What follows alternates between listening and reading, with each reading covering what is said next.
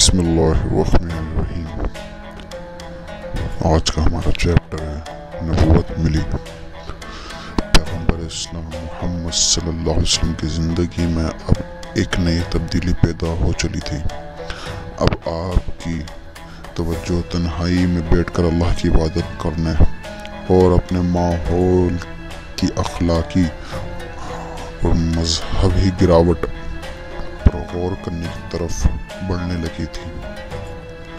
आप बराबर सोचा करते थे, मेरी कौम के लोग बुतों की क्यों पूजते हैं, उनकी ये बुराई कैसे दूर हो, उन्हें कैसे बताया जाए कि सच्ची खुदा परस्ती की राह क्या है। ये और इसी किस्म के सवाल आपके दिल व दिमाग में हर वक्त गर्दिश करने लगे। इस गौर व फिक्र का नतीजा यह निकला कि आप तन्हाई पसंद हो गए। मक्का मुकर्रमा से 3 मील की दूरी पर एक गार था जिसे गार हीरा कहा जाता था। आप अक्सर वहां जाकर अकेले बैठने लगे, पानी और कुछ खाने की चीजें साथ ले जाते, इबादत करते, ज़िक्र में मशगूल रहते और वह फिक्र करते, और जब तक पानी और खाना ख़त्म ना हो जाए शहर में लौट कर नहीं आते थे। एक दिन आप गार हीरा में इबादत में लगे हुए थे। आप 40 साल के हो चुके थे कि आपके सामने अल्लाह का भेजा हुआ फरिश्ता ज़ाहिर हुआ। ये हज़रत जिब्राइल अलैहिस्सलाम थे। हज़रत जिब्राइल अलैहिस्सलाम ने कहा, मोहम्मद सल्लल्लाहु अलैहि वसल्लम खुशखबरी कबूल फरमाइए, आप अल्लाह के रसूल हैं और मैं जिब्रील हूँ। हज़रत जिब्रील अलैहिस्सलाम ने हज़रत मोहम्मद सल्लल्लाहु अलैहि वसल्लम से कहा, पढ़िए। आपने फरमाया, मैं पढ़ा हुआ नहीं हूँ। यह सुनकर हज़रत जिब्रील अलैहिस्सलाम ने हज़रत मोहम्मद सल्लल्लाहु अलैहि वसल्लम को पकड़कर इतना भींचा कि आप थक गए। फिर हज़रत मोहम्मद सल्लल्लाहु अलैहि वसल्लम को छोड़ दिया और कहा, पढ़िए। आपने फिर वही जवाब दिया और उन्होंने फिर हज़रत मोहम्मद सल्लल्लाहु अलैहि वसल्लम को पकड़कर भींचा और छोड़कर कहा, पढ़िए। आपने फिर फरमाया, मैं पढ़ा हुआ नहीं हूँ। अब जिब्रील अलैहिस्सलाम ने तीसरी बार यही किया और छोड़कर कहा, इक़रा बिस्मि रब्बिकल्लज़ी खलक़ खलक़ल इंसाना मिन मा अलक़। तर्जुमा, अपने रब के नाम से पढ़िए जिसने इंसान को जमे हुए खून से पैदा किया। पढ़े, और तेरा रब बड़ा बुजुर्गी वाला है जिसने कलम के जरिए सिखाया और इंसान को वो कुछ सिखाया जो वो नहीं जानता था। यही सबसे पहली वही थी। हज़रत मोहम्मद सल्लल्लाहु अलैहि वसल्लम इस वाक़ये के बाद घर तशरीफ़ लाए। उस वक्त आपके दिल की धड़कन बहुत तेज़ थी। आपने हज़रत खदीजा से फरमाया, मुझे कंबल उड़ाओ, पर उड़ा दिया गया।